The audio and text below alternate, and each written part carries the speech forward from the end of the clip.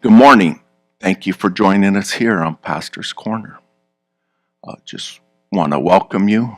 Hope that you're enduring this heat that's been coming through. I know all through the south of the United States, those of you that aren't in the United States, you may be having some good weather. But thank God for His mercy, His grace. And He's supplying all of our needs according to His riches and glory. Again, welcome. Thank you for being with us. Thank you for all your support that you've been giving us, and it doesn't go unnoticed.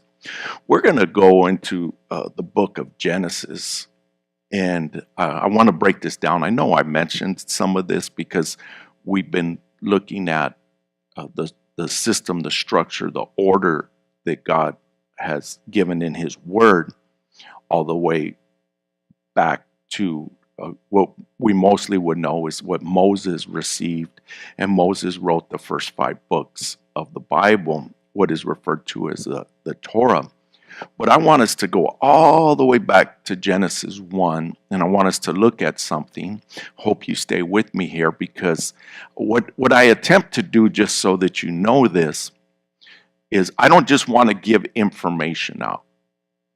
I want that information that is given to be applicable, that you can apply it, that you can apply the information. I don't want to just give out information, but you come away and say, what's that going to do for me? Not just in eternity, because all of the Word is going to have some impact for us in eternity, but for today, in today's life, in today's everyday living. And can we do that? Can we take a premise from the Word of the Lord and apply it in everyday living, and also that it'll have application in eternity? Yes.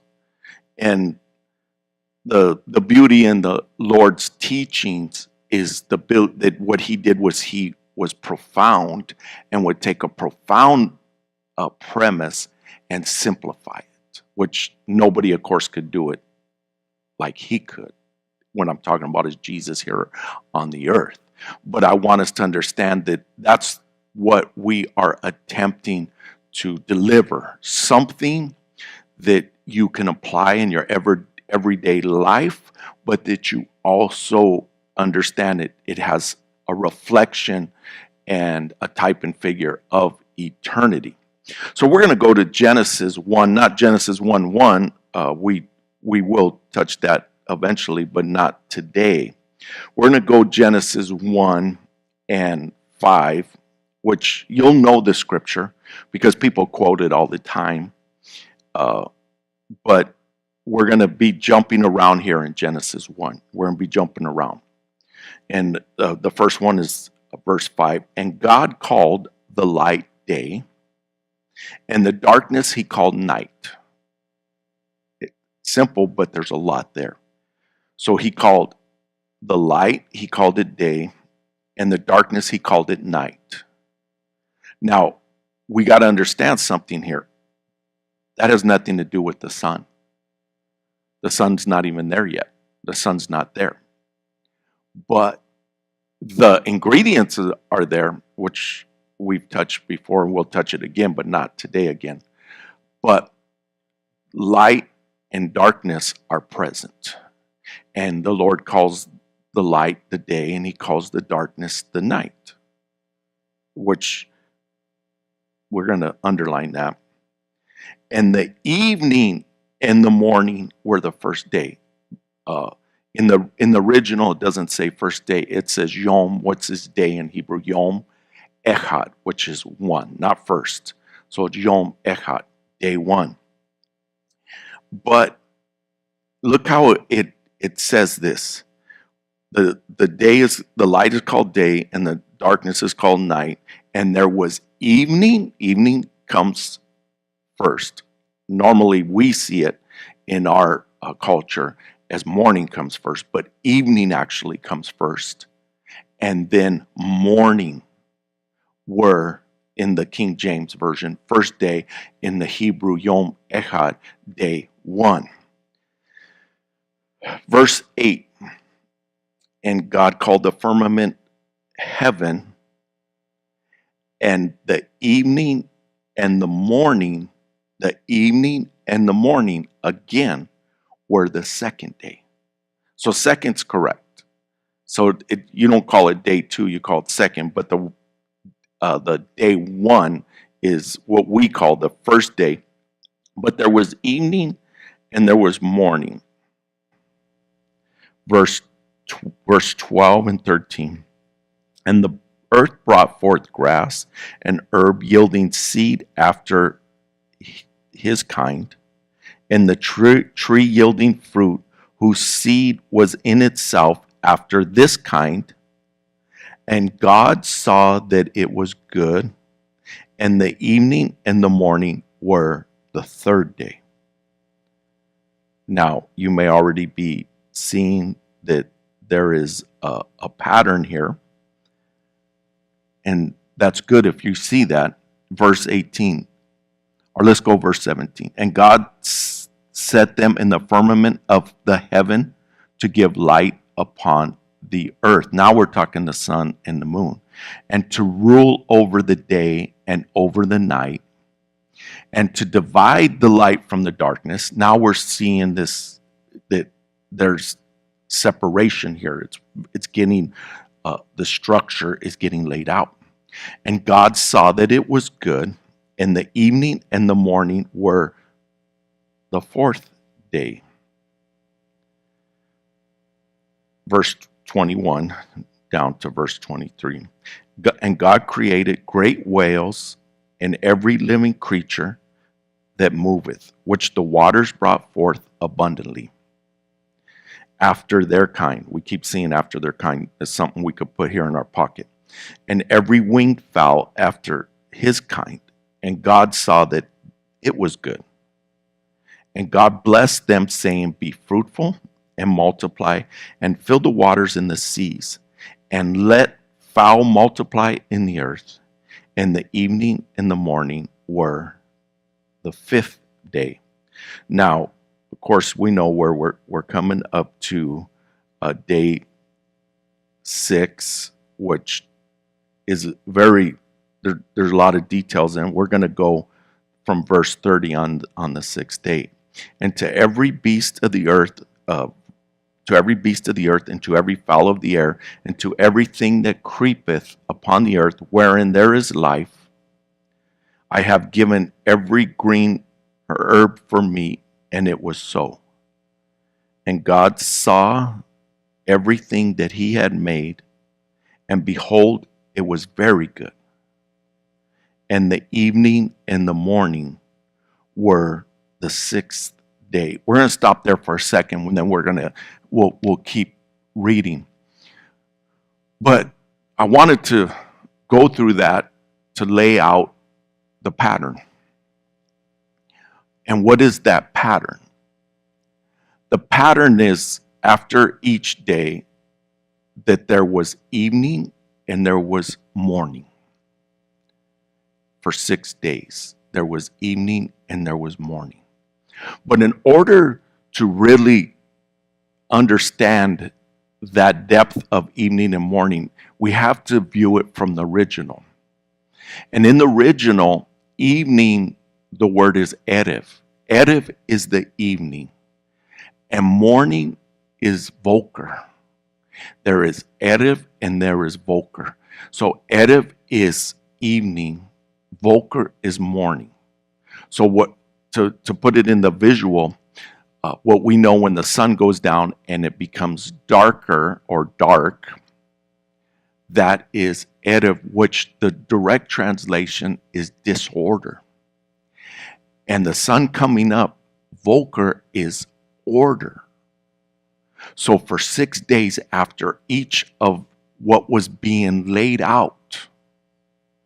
So God on day 1 speaks light and darkness, but he also put everything on the table, if I could use that as a metaphor. He put all the ingredients, like if you were to cook a meal, to put all of the ingredients out on day one. Everything was there when he spoke that first day. Then on each day, he began to set the system up of the heavens and the earth, what we know. All that we read, we didn't get into each scripture and all the details, but you could see there the plants, the herbs, the animals. Man, we didn't read the man part, but man got created, which is a whole other study there, but we know that happened. He began to set the structure and order up. But why do I say about the evening and the morning, Erev and Boker? Because every day there was disorder and there was order. Every day. From 1 to 6, there was disorder and order. There was evening, there was morning. Again, this was in creation as God laid this out. So it has an application all the way across from day one till today, and till his kingdom is established here in the millennial kingdom. But that order, I'm putting order first here, and disorder was there. And it's no different than our everyday life. Every day of our lives, there is disorder and order. What are we going to embrace? Are we going to embrace order, or are we going to embrace disorder? We're going to embrace order. Now, we're going to embrace order not because we're earning our salvation. We're not going to embrace order because we want the Lord to love us more. We're going to embrace order because it's the best way to live. A life with order is the best life to have. What is order? Order is structure. Order is following the system that the Lord spoke and gave from day one. Now, for us to understand all of the different depths and the equations and everything that makes this universe function would pretty much be impossible for our brain. Now, I say pretty much. Our brain would be capable of comprehending it, but all of us would struggle to utilize all of our intellect to understand the exact way that everything in the universe, how it works, to the cells in our body, to the animal kingdom, to the movement of the solar system, to understand all of it with clarity. Now, that's not what I want us to focus on, but I do want us to focus on that which we can understand. Whatever place you are, whatever place I am, we can understand that to the best of our ability, that we have order in our life, that we have structure in our life, that we are not trying to go against the Lord's system. And this is where people damage themselves and make their life more difficult than it needs to be and become their own enemy, because they begin to fight against the structure and order. They try and go against God's order. Now, we're going to all come into a place where we go against man's order, because man's order a lot of time is disorder. And I don't want to spend much on that, but I can go all over the place with that one, where man comes up and tells us, this is where you go, this is what you do, this is what you accept, this is what you don't accept, and it could be total disorder. Man can do that. And I'm going to use Apostle Paul as an example. But at the time, he was not Apostle Paul, he was Saul. And Saul thought he was doing the right thing, but he was actually out of order. And he was persecuting the church. He thought he was doing the right thing. And the Lord literally knocked him off his horse and told Saul, Apostle Paul, it is hard to kick against the pricks. It's hard to kick against the pricks. Some weeks back, we touched about serving the Lord is easy. And this is where people do disagree with me. But I'm not saying life isn't hard or difficult, but that doesn't mean serving the Lord is hard and difficult. We make it hard and difficult. But what did the Lord say is hard?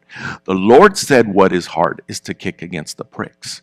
What is it to kick against the pricks? To kick against the pricks is to try and make disorder the way that lays out, to call that order. To call disorder order. To call evil good. To call darkness light. To call light good. That is hard. It is hard to kick against the pricks. It is hard to go against the Lord's system and structure. That's why, to the best of our abilities, that we embrace the Lord's structure, order, and system. I'm using these scriptures in Genesis 1 to give us some understanding on what it looks like. Additive disorder, vocal order. What does that look like? What does it look like? And we individually have to be able to visualize in our mind what order is. What is order? Chaos is another thing. And that's what was there. The Lord began to turn the chaos into complete, perfect system. Because they're able to look back in the solar system, and they look all the way back. They can look all the way back. They have a new telescope now that is clearer than the Hubble now. And they're able to get all the way back to what they say is 40 seconds before what I'll call creation, when God spoke it. Boom. God spoke the heavens and earth into creation. They call it chaos. That's what they named it. But it goes right along with the word that it looked chaotic. But the Lord began to set it in its order in those 6 days. In the 6 days. So chaos is still able to manifest in lives. And I don't think we should have a debate on that. I think we can all agree that there is a chaotic way of living. There is a living out there that is a form of disorder. There's a way of living that is kicking against the pricks. So let's talk about gravity. So gravity applies to everybody, regardless of their knowledge of the word being great or their knowledge of the word being little or none or even believing in the word. Gravity applies to all of us with equal. It's the same. It doesn't matter your height or your weight. Gravity applies to us. You can say, well, bigger, heavier is going to go down hard. Yes, that's true. But the timing of it, you remember in, I don't know, 5th grade, they take 2 items, different weights or sizes, and drop them. They come at the same time. Now, of course, a feather that can defy gravity would be different. But we could take, let's say we take 2 items, a square and a circle or a ball, and they're different weights and sizes, and drop them and they'll hit at the same time if we drop them at the same level at the same time. That's gravity. We know what that looks like. Gravity applies to us. A lot of things in our lives, it doesn't matter what our theology is, it's the system that's laid out. Now, don't get me wrong, our theology matters. What I'm saying is the system, checks and balances, pluses and minuses, debits and credits, it all applies to everybody here on earth. But when we understand how it works, whatever that might be, how it works best for this body, our rest, our nutrition, our exercise, our mind, how do we put it? Where do we put our mind? How do we apply things in our lives? All of that matters in the form of the order and the system. What we don't want to do is be like Apostle Paul and kick against the pricks, to go against the order, to go against the system, to go against the structure of the Lord. And how do we avoid going against it? The more we understand it, the more we could avoid going against it. Instead of looking at it as what is called legalism, looking at it as bondage, looking at it as a heavy weight on us, we look at it as working with us and for us by understanding the system in order to the best of our ability. And every day we go a little bit closer to his order and his structure, and we begin to go away from disorder. We go away from chaos. We go away from what they use today in the vernacular drama. We go away from that. We set our life up to have order, to have peace. Let me give you this one. We've all been to the dentist. And when you go to the dentist and you get in the chair, and you know that chair that's designed just for that. And there's usually a clear plastic on the top right here. And they come and they put a chain with the bib thing over your chest. And they have this table that moves, and they have this stainless steel tray. And they have all these items laid out. And a lot of the items will be in a plastic wrapping, and they're laid out. And sometimes you get there, they'll have something laid over the top, like a paper towel thing, like over it, covering it. And then when they begin to do the procedures and all those tools, they're all laid out in an order. They're all laid out in a structure. They're all laid out with a purpose. Would you want to go to a dentist that all of those tools and devices that he uses was thrown in like a bucket, just in a bucket, and that bucket was actually had dirt and mud on it and some trash in there, like some paper cups, and maybe they went to eat some food or had some food delivered, and they have the wrappings thrown in there with those utensils that they're going to use to put in our mouths, and that his hands were filthy, that looked like an auto mechanic, and they're all full of, or hers, and they're all full of oil and grease and dirt, and the nails have all kinds of junk underneath the nails. No gloves, no latex gloves, and he or she is disheveled and unkept. And would you want that person coming, sitting next to you in a stool, and put their hands in your mouth? You would walk out. There's no way that you would want that.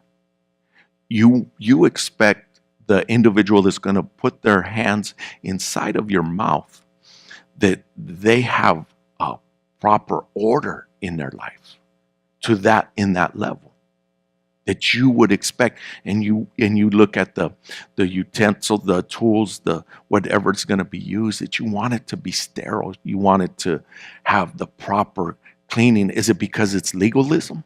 Is it because they're earning their salvation? Is it because they're trying to get the Lord to love them more? Nothing to do with it. It's an order, it's a structure, it's a system that the dentist learn. They go to school to get educated on how this all works. Now, we may not understand the level of expertise that they have in their field, but we can understand that we expect order. We expect structure. Now, for ourselves, we should view our lives as best and as much as possible as a life seeking order, not disorder. And we're challenged with it on a daily basis. We're challenged with disorder and order, just like those 6 days. Just like those 6 days, there was disorder and order every day, those 6 days. Every day. And it's our life. Every day there is disorder and order. And how does your bed set up for you? Your sheets, your comforter, your pillows, pillowcases, the temperature in your room, how your things are put away or not put away, charging your devices, going into your bathroom with your toothbrush and your combs and brushes and shavers and different deodorants and soaps and lotions and all these things, and entering the shower.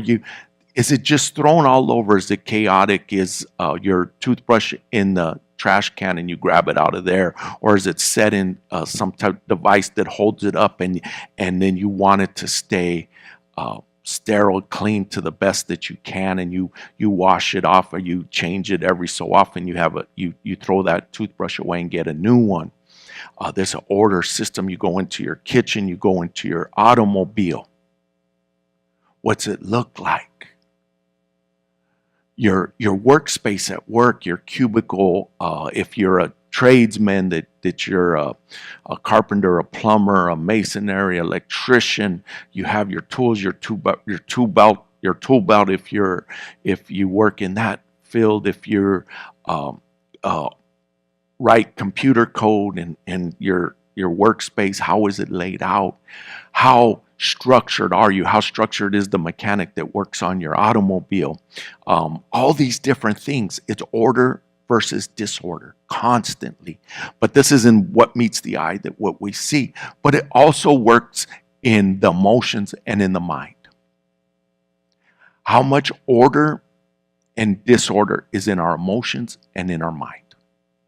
You know what it looks like. You know when somebody is emotionally chaotic, disorder. You know what it looks like. You can see they're rattled.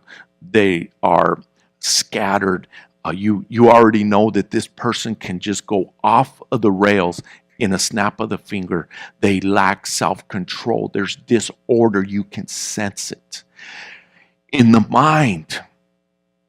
mind, how much order do we have in our minds? For myself, I look at my mind with files and compartments, and I have to separate files in my mind and compartments and know where I'm going with my thoughts. You see this when you watch me here. As I speak live, candidly, I don't have a script. I don't have a teleprompter. I don't have any notes. This is just strictly, right here is just strictly the word. This is Bible right here. You say, well, that's a tablet. Yeah, it's a tablet, but all I'm going off of here is nothing but scriptures.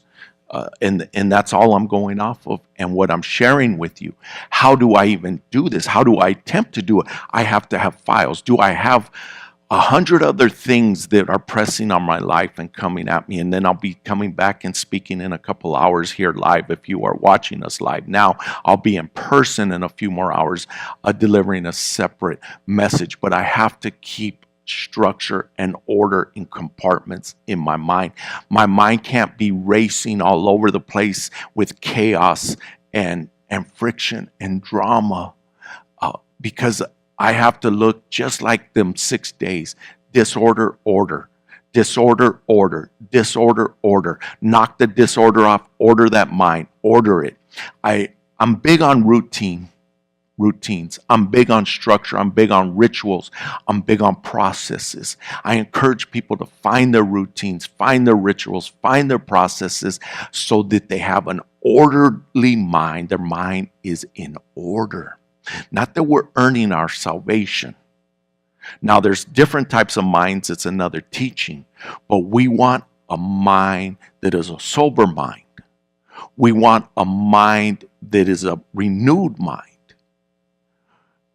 But the Lord's not going to put his mind in our head. He can speak to us, but we have our own individual mind on our own accord.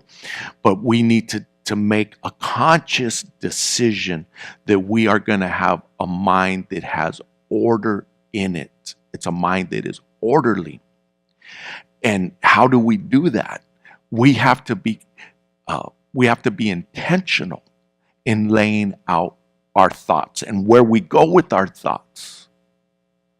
Where we go with, because before we commit an action, we're going to think about it. Before we speak, we're going to think about it. It may be lightning fast, but we're still thinking about it. and then say, I'm going to back up. I'm not going to say that. I'm not going to step into there. I'm going to choose not to cross that line, lest it brings disorder into my life, lest it brings disorder into my area of where I live. And I'm talking figuratively there. Of course, literally it does apply, but figuratively, if I could say this without it sounding negative, but our bubble, your bubble, my bubble, the bubble that I live in. And I say bubble, I want it, when I say not negative, I don't want it to be seen as disconnected. Not disconnected, but a bubble where you live, a bubble where I live.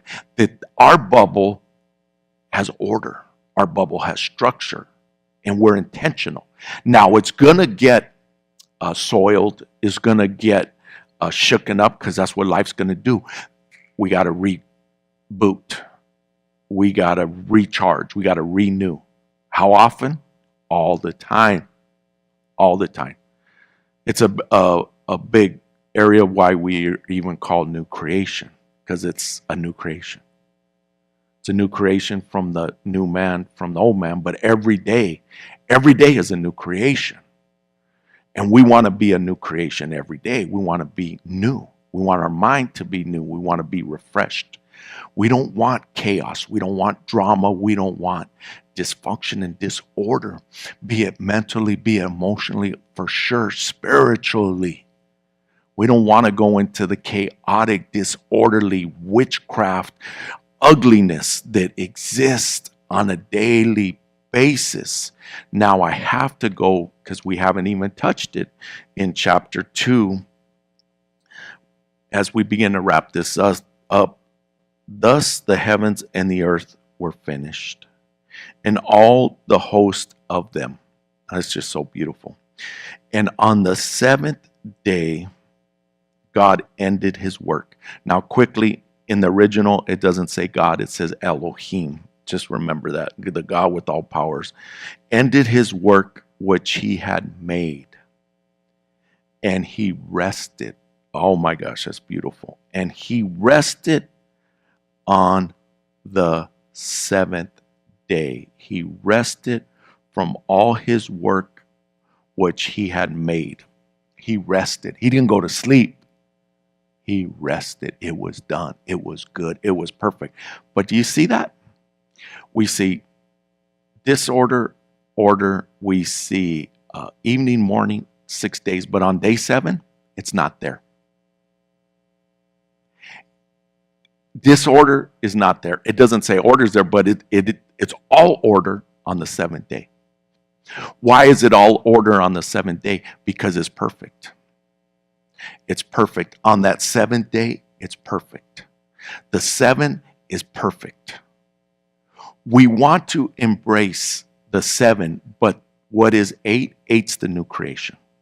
So because we're not perfect, but he is perfect, we're not flawless, but he is flawless, he is number 7. Then what does that make us? It makes us number 8. And what does number 8 mean? Number 8 means a new creature, a new creation. So in order to be in the order to embrace 7, we have to embrace 8. So we have to embrace the 8. So we embrace 8 because we are not God, and we are not perfect, and we are not flawless. But we embrace 8 because 8 is us being renewed, and then we embrace number 7 by coming from number 8, the 8th day. After 7, 8, yeah, and then we're back to Yom Echad, day 1. That may sound confusing to you, but I hope you understand that we renew our mind daily with our rituals, our routines, our processes, not because we're earning the love of God or we're earning our salvation. We embrace the structure, the system of order, and we to the best of our ability look towards that 7, the perfect. There's no disorder there. Where can we find that and that rest? Going into his word and his presence. Going to his word and his anointing. That's where we can be 7. We won't stay there because we live in this world, but we can go there and we can, to the best of our ability, go and find ourselves in His presence, His anointing, and in His word. Thank you for joining us on this Sunday. The sun is shining, obviously. Thank you again for all your support you've been giving us. For those of you that have been hitting the thumbs up, like, maybe hit that bell on the YouTube channel. If you have not subscribed to our channel, I encourage you to subscribe. It won't cost you anything. Just hit that subscribe where it says ends with an E. It'll end with a D when you hit it. Subscribe to past tense. The more of you that do that, the more traction we get and more people will get to hear what we are delivering. So if this has touched you in any way, shape, or form, I encourage you just to hit subscribe, like, the bell, make a comment, praying hands, pray for me. Maybe you put your city, state, if you're in another country, put it in the comments. Just let us know you're there. If you'd like to bless us financially, there should be some different platforms on there that you can bless us. If not, you text 77977 New Creation AZ, New Creation AZ 77977. You'll get a link that'll help you to give, walk through the steps. And as I said earlier, we will be back here in person at 1363 South Vineyard in Mesa, Arizona. Zip code is 85210. Today is Baptism Sunday. Baptism Sunday. We have had quite a few baptisms since Resurrection Sunday. It's been a beautiful experience. We have a group of young men. I believe it's all young men that are getting baptized today. It's going to be a great day for us. I started thinking about this morning. Did they wait? They picked this day in July a while back. I'm like, I wonder if they said they want it to be warm when they get baptized, and that's okay. Because some people have gotten baptized. We baptize outside, so sometimes it's been cold. But it'll be an experience that they'll always remember. And these young men, yes, it'll be physically refreshing as well as emotionally and spiritually refreshing for them. But I just thought, did they circle that day because of the weather? But anyways, we will be here. If you would like, you could come see us in person and witness the baptisms, and possibly you can join in. Thank you for being with us one more time, and have a blessed Sunday.